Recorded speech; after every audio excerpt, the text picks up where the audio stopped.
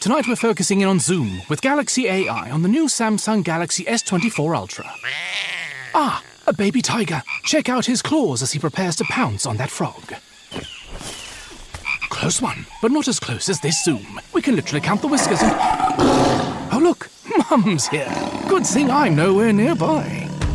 Go wild with Galaxy AI on the new S24 Ultra and zoom in on the epic day or night. Get yours now at Samsung.com.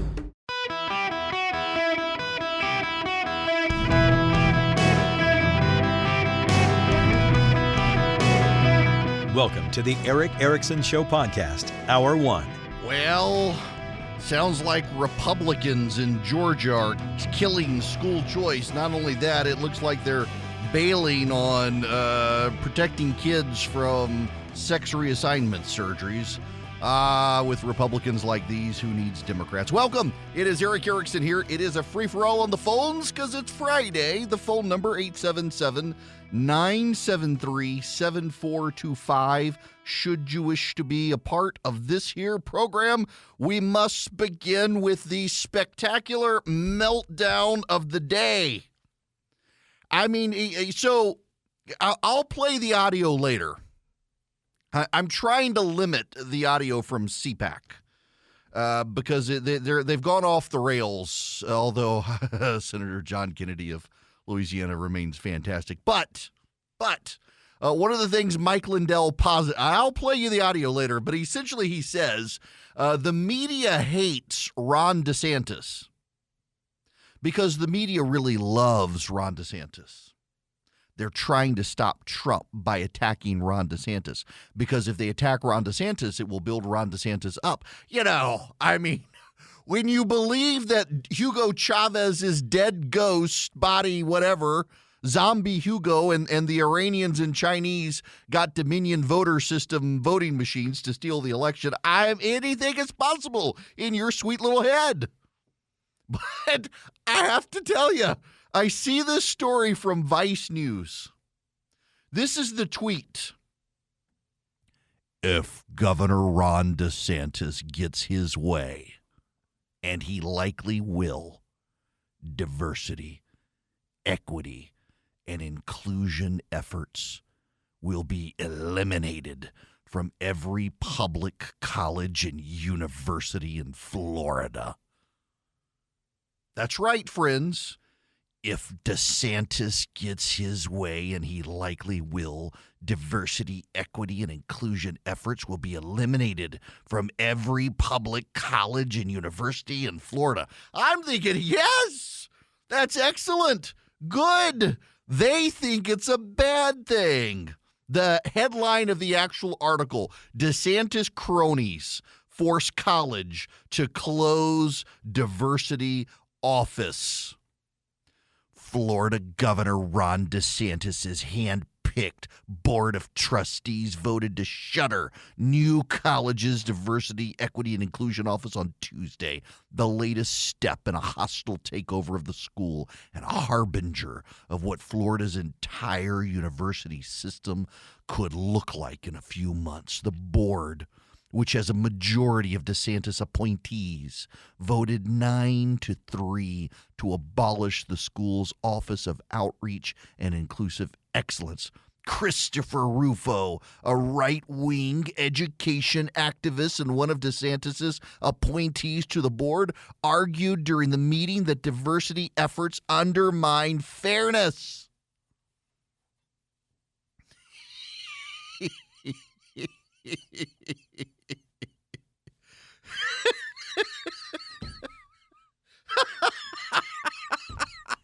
These people are beside themselves. I mean, really, they're like, he's like Trump, but effective. This is horrible. I mean, it's gotten so bad that Charlie Sykes over at the left-wing Bulwark is like, guys, he's more acceptable than Trump. Come on, he should be more acceptable. And they're like, no, he's too competent. My goodness gracious. Meanwhile, let me give you a great juxtaposition. So this is DeSantis' Florida. In DeSantis' Florida, they are shutting down diversity, equity, and inclusion offices on college campuses. Now, this is from the Wall Street Journal, from John Saylor in the Wall Street Journal. In 2020, the National Institutes of Health created the Faculty Institutional Recruitment for Sustainable Research Program. The Faculty Institutional Recruitment for Sustainability Transformation Program to, quote, enhance and maintain cultures of inclusive excellence in the biomedical research community. The program will give 12 institutions a total of $241 million taxpayer dollars over 9 years for diversity-focused faculty hiring. Under the terms of the grants, only candidates who demonstrate a strong commitment to promoting diversity and inclusive excellence can be hired through the program. To apply, every candidate must submit a diversity statement. Through public records request, I acquired the rubrics for evaluating diversity statements used by the National Institutes of Health programs. The University of South Carolina program currently seeks faculty in public health and nursing. The University of New Mexico's program seeks faculty studying neuroscience and data science. Both programs use virtually identical rubrics for assessing candidates' contributions to DEI. The South Carolina and New Mexico rubrics call for punishing candidates who espouse race neutrality, dictating a low score for anyone who states an intention to ignore the varying backgrounds of their students and treat everyone the same. Applicants who are skeptical of DEI programming might choose to describe their commitment to viewpoint diversity. This, too, runs afoul of the rubrics, which maintain a low score for any candidate who defines diversity only in terms of different areas of study and different nationalities, but doesn't mention gender or ethnicity and race. So in Florida, under Ron DeSantis, they're getting rid of diversity, equity, inclusion offices. In Washington, under, wait for it, pay attention to this, pay attention, under Donald Trump. That's right. This is Donald Trump's National Institutes of Health. This is the NIH in 2020, when Donald Trump is president of the United States. Creating Donald Trump's National Institutes of Health created a Faculty Institutional Recruitment for Sustainable Transformation Program. It's Donald Trump's National Institutes of Health that decided any candidate that says everyone should be treated equal should be punished. It's Donald Trump's National Institutes of Health that says if you decide you're going to treat students the same, regardless of race, if you say that, you should be disqualified from the program. Yeah, that's right. That's Donald Trump's administration in 2020 did that, not Ron DeSantis. Ron DeSantis is saying, no, this can't be blamed on Joe Biden. This was when Donald Trump was president. The man who platformed Anthony Fauci allowed the National Institutes of Health to do this. And you can say, well, they did it without telling him. He's the president of the United States. Do you think this stuff has flown under the radar with DeSantis? You get my drift here? Donald Trump plans to attack Ron DeSantis. It's a 5-pronged attack. He's going to attack DeSantis for his past support for changes to Social Security and Medicare. He's going to attack Ron DeSantis for disloyalty to Trump after he helped DeSantis get elected governor. He's also going to pound on his likability related to that. He's going to attack Ron DeSantis' response to COVID. He plans to attack DeSantis' caution in the early days of the pandemic. He plans to attack DeSantis for ordering closures in Florida, which is kind of a novel thing considering Donald Trump attacked Brian Kemp and Ron DeSantis both for reopening their states. He plans to attack Ron DeSantis for muddled comments about Ukraine. What's so interesting here is that the Trump team is telegraphing their attacks on DeSantis. It is people close to Trump saying these things. Y'all Notice you don't have a telegraphed response of DeSantis. You don't have what DeSantis' response is going to be. You don't have DeSantis team members leaking. That's kind of a warning sign here for the Trump team. They've always done this, but more so of late, people around Donald Trump think they know best, and they start leaking things to the press. They start giving away the game. Now, I realize there are some of you out there right now saying, they're fooling them. They're just that's not really the plan. They wouldn't tell the media this. Oh, yes. They would. Donald Trump told a reporter how he liked to grab women by their you-know-what. Of course he's going to go out and brag to everybody what his plan is going to be against Ron DeSantis. Of course they're going to do it. What's notable here is nobody from Team DeSantis is leaking in response. We're starting to see the contrasts being drawn here. But what we're also starting to see is we've got a few Republicans willing to actually fight the DEI nonsense now. There's a big donor retreat down in Florida. Ron DeSantis has been hanging out with some of the Club for Growth folks. They were reported saying that he accused some Republicans of being like potted plants, just sitting there doing nothing. That the Republicans, they're not willing to engage, they're not willing to fight, they're willing to let the media define the battleground, let the media define the candidates, they're not willing to fight. That sounds very Trumpian. It's also interesting how they intend to, if one Club for Growth really seems to be going all in with DeSantis. Now, he's not technically the only one, but it appears that the Club for Growth is aligning very quickly with DeSantis. And they do have clout in the primaries with a lot of donors, some of whom I'll be seeing tomorrow, some of whom will be coming from Florida to Las Vegas for this meeting I'm going to. And there's this growing love fest there. And part of it is cultural. I mean, when you have Vice media melting down that Ron DeSantis is actually shutting down DEI organizations on campus, that's kind of a big deal. It's intriguing that the media doesn't know what to make of this. They're torn.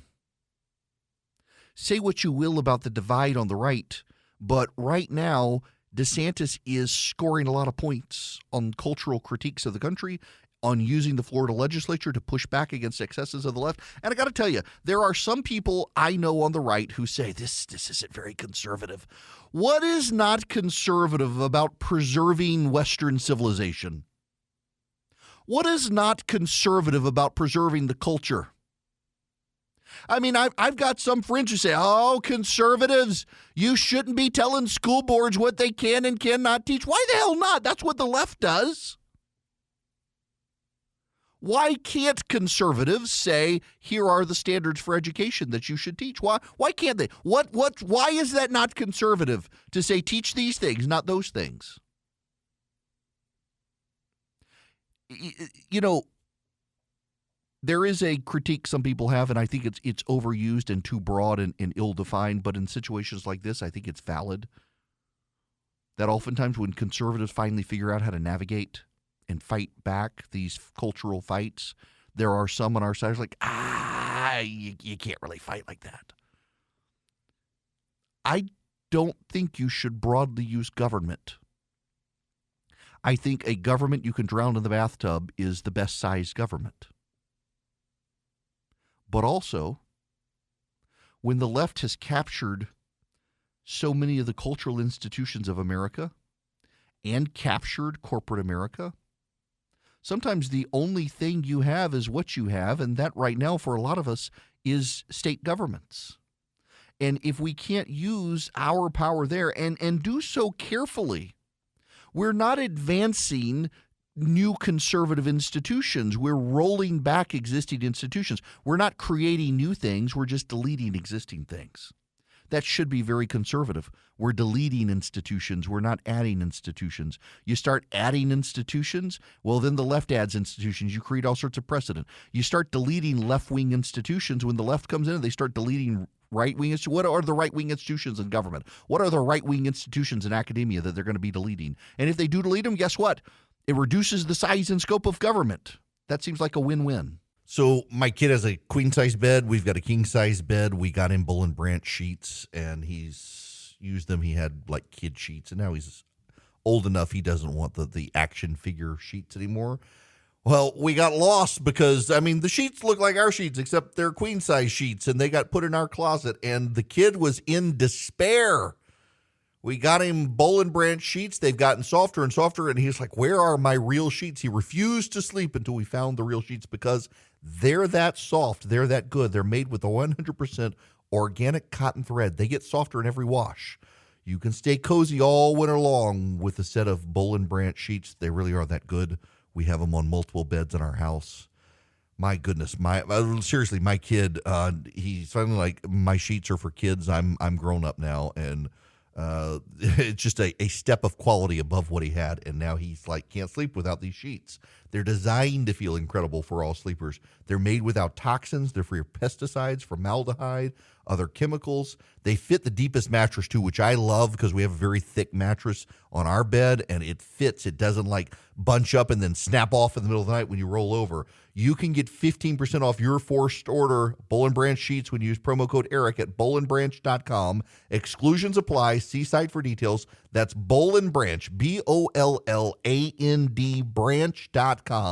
The promo code is ERIC, ERICK. Hello there. It is Eric Erickson, and yes, you can call in 877-973-7425. To the phones we go. Stacy, you're up first. Welcome.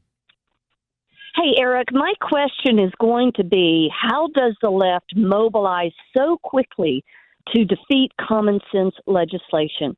I live in a county north of Atlanta. Our school system just had to pay out over $100,000 in legal fees for violating the First Amendment rights of parents who are trying to read explicit book content at the school boards. Our Georgia legislature put together a bill in the Senate to close the loophole in Georgia law. In Georgia, it is illegal to provide harmful material to minors, except in a school library. It makes common sense to close that loophole. 20 senators supported it. But the left mobilized so quickly, filled the committee rooms, and, I find out about the committee hearing maybe 30 minutes before it starts. How can I drive an hour and stop my life to go and support? Right.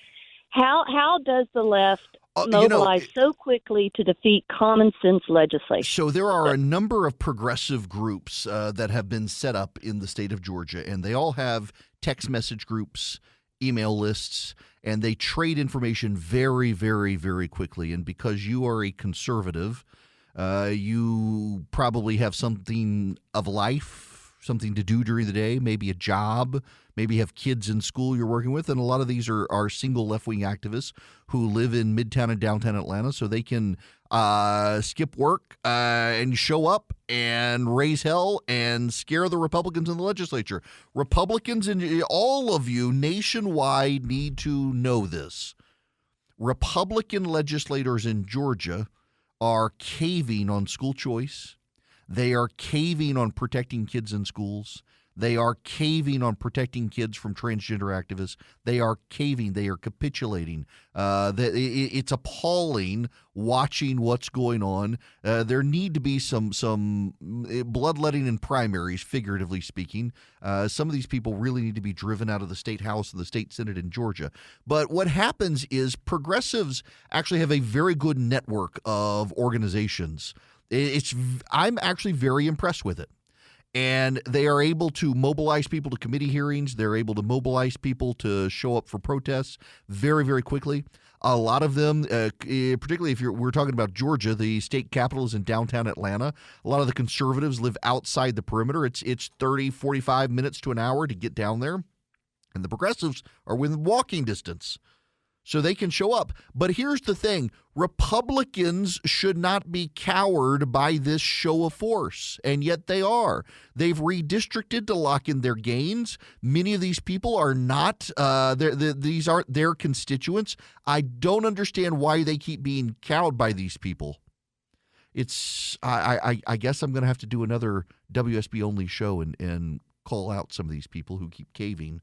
But we've seen this around the country, and one of the things that Donald Trump showed people that was good is that if you stand and fight, you oftentimes can win, and a lot of Republicans don't. That's Ron DeSantis' criticism of a lot of Republicans down in Florida at this Club for Growth retreat, is that Republicans behave like potted plants. They just sit there and let the media and the left define the terms of the debate, and then they run scared. If they run at all, they just kind of sit there and do nothing like a potted plant. He's right. If anything, the last 4 years should have taught us conservatives actually want some street fighters to fight and win. Hi there. It's me. You should recognize my voice. So Jim and I were just having this conversation. I apologize for releasing our confidential conversations in studio. So it's Employee Appreciation Day. We got pizza. They didn't appreciate us enough for drinks, apparently, just pizza. I'm just saying, when you get like 200 emails that say we appreciate you, it kind of makes you think someone just put in a template and forgot. Oh, that's okay.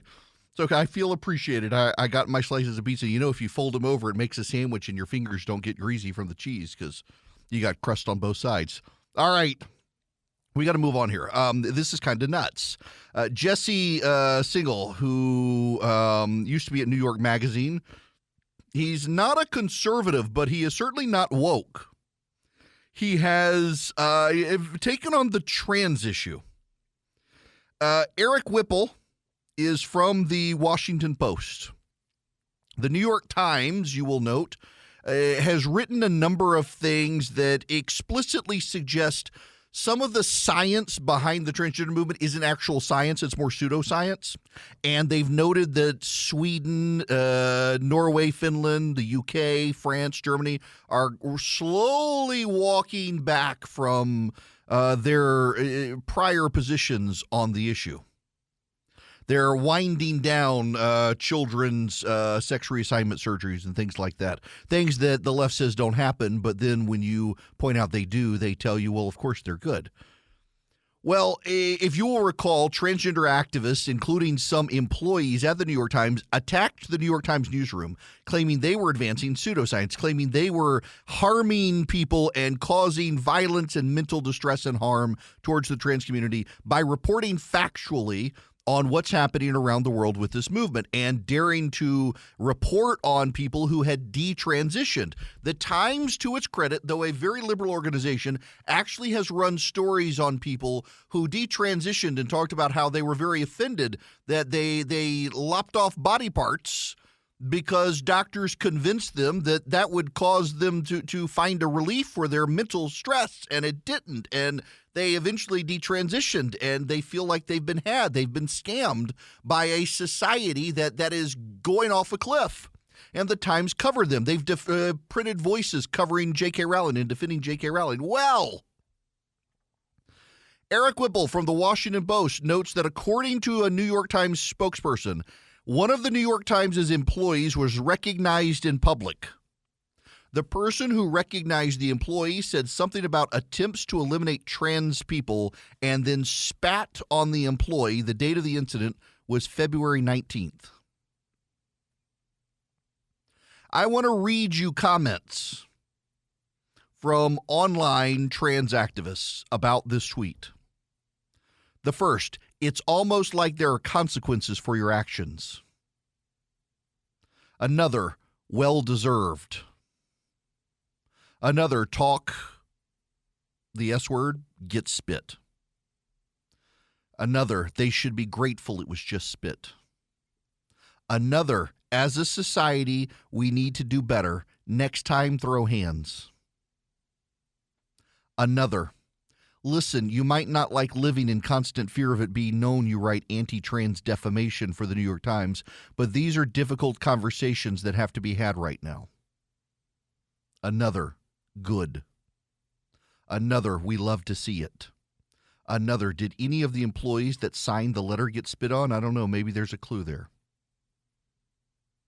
See, the New York Times newsroom was bullied by the New York Times employees, and the New York Times Union.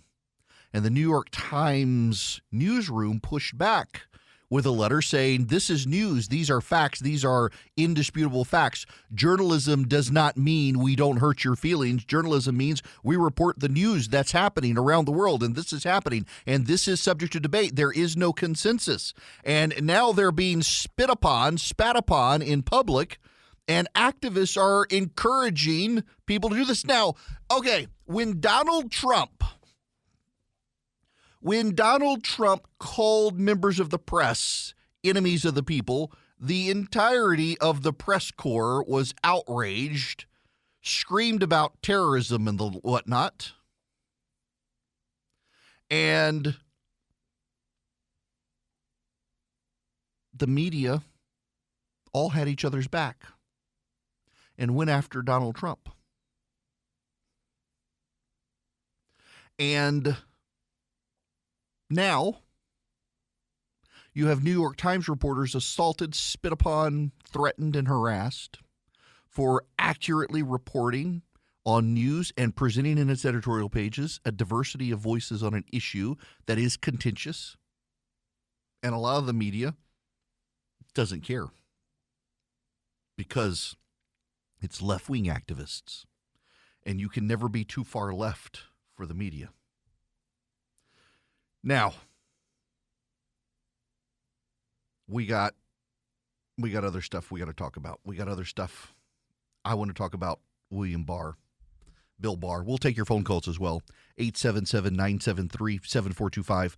I'm glad to see this. This is from the rather than the Wall Street Journal. This is an opinion piece from William Barr, former Attorney General of the United States. This relates to a topic I've been on several times already in the last few days. America can no longer tolerate narco-terrorist cartels operating from havens in Mexico. Their production of deadly drugs on an industrial scale is flooding our country with their poison. The time is long past to deal with this outrage decisively. Representatives Dan Crenshaw of Texas and Michael Waltz of Florida have proposed a joint resolution giving the president authority to use the U.S. military against these cartels in Mexico. This is a necessary step and puts the focus where it must be. Overdose deaths each year, more than 100,000, exceed the number of Americans killed in action during the bloodiest year of World War II. But the devastation from drug abuse goes much deeper. A 2017 analysis accounting for the costs of healthcare, criminal justice, lost productivity, and social and family services estimated that the total cost of America's drug epidemic was more than $1 trillion annually, or 5% of gross domestic product. Given the explosion in illicit drug deaths since then, this estimate now seems conservative. Almost all illicit drugs coming into the U.S. are controlled by the Mexican cartels, principally those based in the states of Sinaloa and Jalisco. These paramilitary organizations use bribery and terror tactics to entrench themselves as essentially states within states, controlling large areas of Mexico. They become so powerful, they can confront the Mexican government with the narco-terrorist stark choice: plata o plomo, silver or lead. If they can't buy off officials, they try to cow them with threats of violence. An anti-drug strategy that leaves the drug supply chain untouched will have minimal impact. Real progress requires aggressively attacking the drug supply at its source. The head of the snake is in Mexico, and that is where the main thrust of our efforts must be directed. Experience in the early 90s proves this, when the U.S. and Colombian governments jointly, in an all-out attack on the Medellin and Cali cartels inside Colombia, successfully eliminated them. Unfortunately, in the mid-90s, we pulled back from this kind of extraterritorial engagement. Mexican cartels have flourished because Mexican administrations haven't been willing to take them on. The exception was President Felipe Calderon, who wanted to go full bore against the cartels, but American priorities were elsewhere at the time: Afghanistan and Iraq. Today, the cartel's chief enabler is President Andrés Manuel López Obrador, known as AMLO. When he came to power at the end of 2018, he announced the switch to a policy of hugs, not bullets, and shut down counter-narcotics cooperation with the U.S. Under strong pressure from President Trump, he occasionally engaged in a high-profile operation to create the illusion of cooperation, but those were smoke screens. In reality, AMLO was unwilling to take action that would seriously challenge the cartels. The goal isn't a perfect Mexico. Our objective must be to degrade the cartels to the point that Mexican governments can muster the will and the wherewithal to keep them in check. We can't get caught in the trap of nation building. Attempts to reform Mexico's institutions and surmount its pervasive corruption will get nowhere as long as cartels hold the dominance they do. The cartels have Mexico in a python-like stranglehold. American leadership is needed to help Mexico break free. We can't accept a failed narco state on our border, providing sanctuary to narco-terrorist groups preying on the American people. Now, some of you will say, you were the Attorney General of the United States. Why did you do nothing when Donald Trump was president? You should know Bill Barr was on Donald Trump's side when Donald Trump wanted to use military force to target the warehousing facilities and manufacturing facilities for fentanyl. William Barr was on Donald Trump's side. It was the American military and intelligence operations that, no, we can't do that. We got to work with AMLO. We got to work with Mexico. He, like Trump, was undermined by the deep state. Y'all, I don't suggest we launch Tomahawk missiles from American warships and make it very obvious. No. Send people down. Send the SEALs or someone down into the jungles of Mexico and wage war, a private, quiet war. Send them to the jungles of Mexico. It's good training, too, to fight al-Qaeda in the jungles of Africa. Send them to Mexico. Send them to those jungles. Let them blow up the facilities that are hidden underground in the jungles. We know where they are. Train our satellites. Follow the patterns of people. Begin building a map of who's who. And take out those people. Go to war with them. A surreptitious, quiet proxy war. You're actually going to war against China because China provides the raw materials to the drug cartels. Take them out. Wipe them out. Annihilate them. Cause havoc and instability, so much so that the Mexican government becomes emboldened. See, the Mexican government's scared. They're outgunned. They're outmanned. They're outpowered. You start taking away the drug lords' power. That's what William Barr says. You start taking away their power. The Mexican government's military and police feel then emboldened to join the fight, and they will work. But right now, they don't want to die. They don't have the back of the government doesn't have their back. They're outgunned. They're outmanned. They're outnumbered. You start winding the numbers down of the drug cartels. You start making a difference. We go to war with the drug cartels privately, quietly, surreptitiously. We do it. It works. We can clean this mess up. But we're going to have to take the fight to them. They brought the drugs to us. We must take the bullets to them. Great group that's out there fighting for you, fighting for the conservative movement, fighting for the Second Amendment movement, fighting for the pro-life movement is Patriot Mobile. How do they do it? They take their profits as a cell phone company and contribute a portion to the conservative causes you care about. How do they do that? Well, they get you to bring your business to them. You take your existing phone number to them or get a new phone number from them, and you guaranteed great service. The cell towers you're using right now with your existing cell phone, Patriot Mobile probably already uses them. All you do is go to patriotmobile.com/Eric, patriotmobile.com/ERICK. Or you can call them. They have 100% U.S.-based customer service. You call them at 972-PATRIOT. You tell them Eric sent you. You get free activation. You can talk to them about their great discounts. If you're a veteran, if you're a first responder, if you're an NRA member, if you're a teacher, if you've got a lot of lines because you've got a number of kids and they all need cell phones, they're at that age, well, Patriot Mobile can cut you a deal. They give you great discounts, and then they take a portion of their profits. They give it to the causes you care about. They are run by a group of Christian conservatives who care about this country, but they need your business to help them grow the movement. patriotmobile.com/Eric or 972-PATRIOT. Hello there. Welcome. You should be getting my daily email. If you're not, shame on you. Text Eric, E-R-I-C-K, to 33777, and the top link, click it. You can get the email. You should get the email. You should get my piece this morning on Ukraine. I've opened it up for everybody. All right, let's see. I got time. I want to go to a phone call to Susan. Welcome to the show. Hi, thanks for taking my call. I just have a quick question for you, for your legal opinion. All these kids that are now calling themselves trans children and all this. I'm just wondering if they, kids go through periods of confusion and things like that, and if certain people get a hold of them during those periods, and especially with kids that are questioning their sexuality, they might kind of channel them into the route of eventually transitioning with the physical surgery and everything. Look, this is happening. Right. But the thing is that these are professionals. A lot of them are medical professionals. I mean, they're MDs or PhDs. They're psychiatrists, psychologists. What's the chance? Because a lot of times people will go through all this and they realize, gosh, they feel like they were kind of pushed towards that.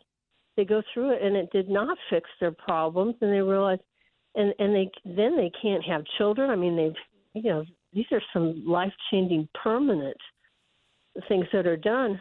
What do you think is a possibility that there'll be a slew of malpractice lawsuits? I absolutely think there will. I think you're going to have, particularly in conservative states, one of the things that's being floated, frankly, right now is that you should expand the statute of limitations for malpractice lawsuits for people who have detransitioned, so that they can sue the doctors who encourage them to transition. And I personally think they should do that. It would serve as good deterrence, if nothing else, for the future. Because this is a documented phenomenon. This really is happening. It is being documented so much so in European countries in particular that they are rolling back a lot of their pro-gender conforming surgeries, as they call it. The euphemism there. Sex change operations. Gender conforming surgeries. They're rolling back a lot of their prior support for that. In Great Britain in particular, you used to get in a lot of trouble up until very recently if you called someone who had transitioned by their biological sex. You could get in trouble, like literally be fined by the police for calling a man if the man now identified as woman. That's all starting to fade away now as they realize they've been played. They've been played by an aggressive lobbyist group that's deeply, deeply hostile to normalcy and common sense. And there's going to be a lot of fallout. I say all the time, this is a madness that's burning like a wildfire in the country. Eventually, the wildfire runs out of fuel and stops burning. But how many people burn up in the fire before it runs out of fuel? How many people serve as fuel to the fire? A lot. Speaking of, Hershey in Canada has decided to announce a new campaign in celebration of International Women's Day. Her for she, that's the hashtag, her for she, HERFORSHE. They've got several men doing the advertisement who are very clearly men, like really clearly men. And they're claiming that these are women, and the Adam's apple begs to differ. I'll put it to you that way. And Hershey's deciding to go woke in Canada. They're not doing it here. They're going woke in Canada. They know their market in Canada. My goodness gracious. When we come back, I want to talk about the Alex Murdaugh case. But before I do that, I got to talk a little bit more about a piece by Peggy Noonan that's probably your must-read of the day, and it's really worth reading a little bit of it and talking about this. It's on the COVID vaccine, not the COVID vaccine, on where COVID came from and the expert opinions that denied where it was coming from.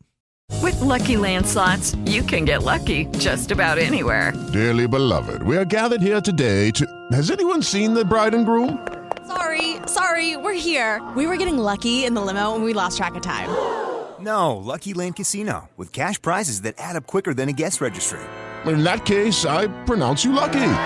Play for free at LuckyLandSlots.com. Daily bonuses are waiting. No purchase necessary. Void where prohibited by law. 18+. Terms and conditions apply. See website for details.